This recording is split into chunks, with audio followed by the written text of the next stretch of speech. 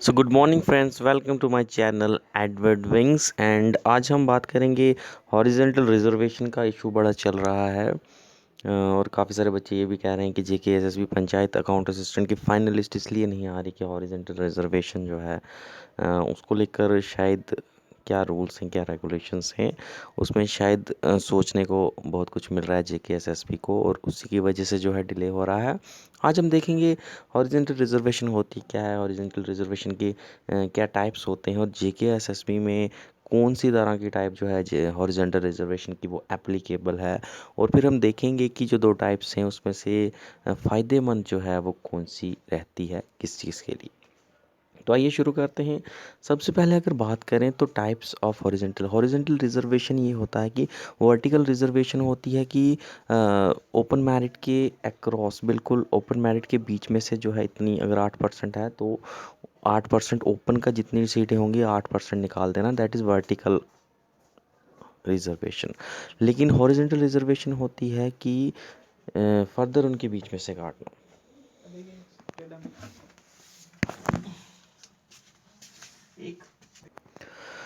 तो फर्दर जो रिजर्वेशंस, जो अलग अलग रिजर्वेशन हैं जर्नल के लिए हो या अलग अलग कैटेगरीज के, उनके बीच में से फर्दर जो है रिजर्वेशन को काटना हॉरिजेंटल वे में, उसे हम हॉरिजेंटल रिजर्वेशन कहते हैं।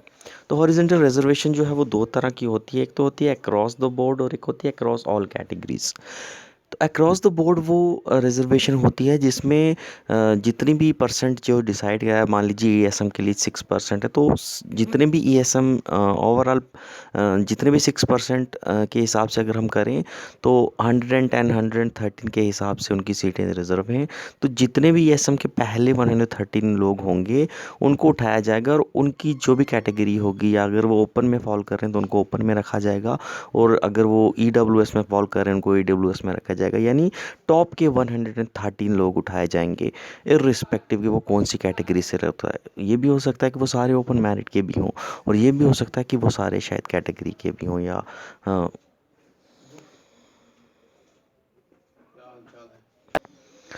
ठीक है। तो वो शायद सारे एक भी कैटेगरी के हो सकते हैं, शायद वो ओपन मेरिट के भी हो सकते हैं, अगर कुछ भी हो सकता है डिपेंडिंग अपॉन के क्या मेरिट जा रहा है वो किस किस कैटेगरी के। और एक होता है cross all category. Cross all category का मतलब हो गया कि जनरल में से अलग से ईएसएम का 6% कटेगा, ईडब्ल्यूएस में से अलग से 6% कटेगा, आरबीए में से अलग से 6% कटेगा।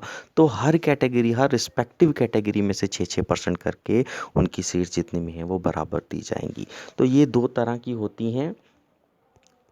इसके बाद अगर हम देखें कि जेकेएसएसबी में एप्लीकेबल कौन सी है, तो अभी तक जो रूल्स हैं जेकेएसएसबी जो है, जेकेएसएसबी में अक्रॉस द बोर्ड ही जो है इसकी एप्लीकेबिलिटी होती है। ठीक है, तो अक्रॉस द बोर्ड ही इसकी एप्लीकेबिलिटी होती है। यानी टॉप के ईएसएम की बात करें तो टॉप के 113 बंदे उठाए जाएंगे, और वो जिस भी कैटेगरी में फॉल कर रहे होंगे पहले वो 113 बंदे, उनको उस कैटेगरी में एडजस्ट करा जाएगा, फिर वो चाहे जितनी भी सीटें जो है कंज्यूम करें।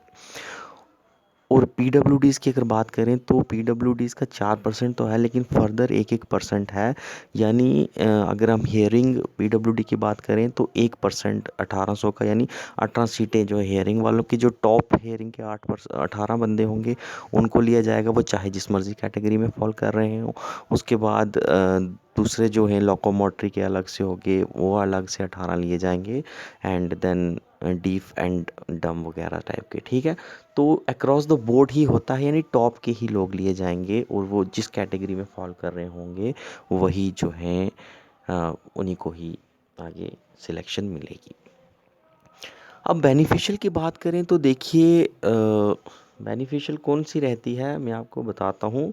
अक्रॉस द बोर्ड जो है, ये जो ईएसएम जो कैटेगरी के बंदे हैं जिनको जिनको हॉरिजेंटल रिजर्वेशन डिमांड कर रहे होते हैं, उनके लिए अक्रॉस द बोर्ड जो है वो ज़्यादा बेनिफिशियल रहती है, क्योंकि अक्रॉस द बोर्ड जो है वो ज़्यादा सीटें ऑक्यूपाई कर पाते हैं। और अगर हम अक्रॉस द कैटेगरी देखें तो अक्रॉस द कैटेगरी में जो हॉरिजेंटल रिजर्वेशन जो डिमांड कर रहे हैं उन्हें कम सीटें मिलती हैं एज़ कम्पेयर टू अगर अक्रॉस द बोर्ड जाती है ये तरीका जो है अक्रॉस द बोर्ड लगाया जाता है तो ज़्यादा सीटें जाएंगी, अक्रॉस द कैटेगरी लगाया जाएगा तो उनके पास कम सीटें जाएंगी। हाँ, अब अक्रॉस द बोर्ड लगेगा तो जैसा कि मैंने कहा कि ओपन वाले क्लेम ये करते हैं कि हमें ज़्यादा नुकसान होता है इसमें, क्योंकि ओपन की ज़्यादा सीटें चल जाती हैं। हो सकता है बिल्कुल ओपन की सीटें ज़्यादा जा भी सकती हैं, क्योंकि इस प्रेजेंट मौजूदा टाइम में भी देखो तो शायद जो पहले ईएसएम के मान लीजिए 113 बंदे हैं तो उसमें से ज़्यादा ओपन के हैं भी।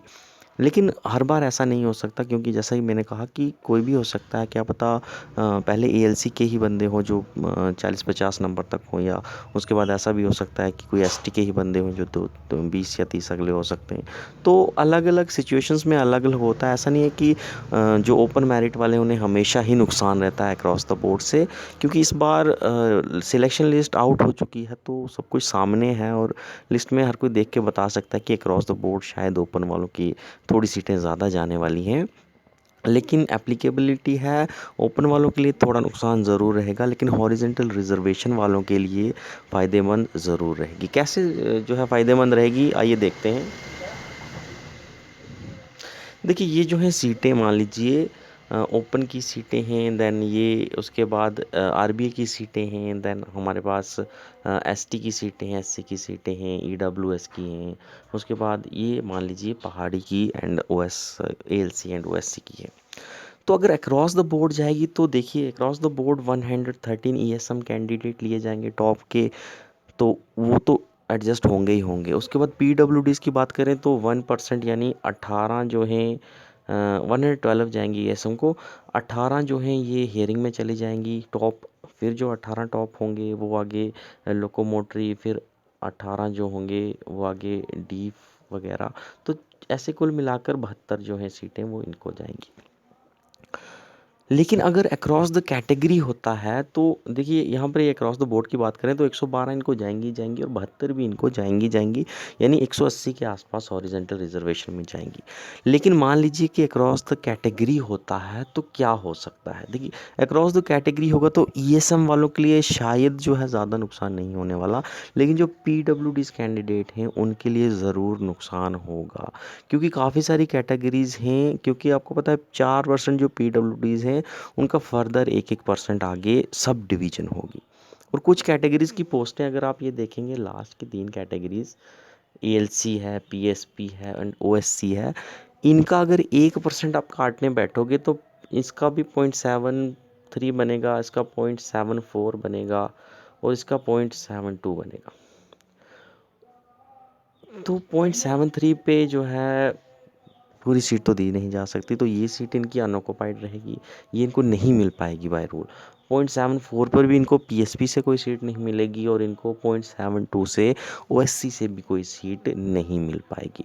एंड फर्दर अगर हम देखें तो ईडब्ल्यूएस की 180 सीटें हैं, इसका फर्दर 1-1% देखें तो 1.8 रहेगा। 1.8 जो है ये मान लीजिए हेयरिंग वालों को जाएगी, 1.8 नहीं जा सकती है तो अब इसकी जगह भी 1% जाएगी। फिर 1.8 मान लीजिए लोकोमोटर के लिए, फिर 1.8 तो नहीं जाएगी, फिर इसमें से फर्दर 1% ही आएगी।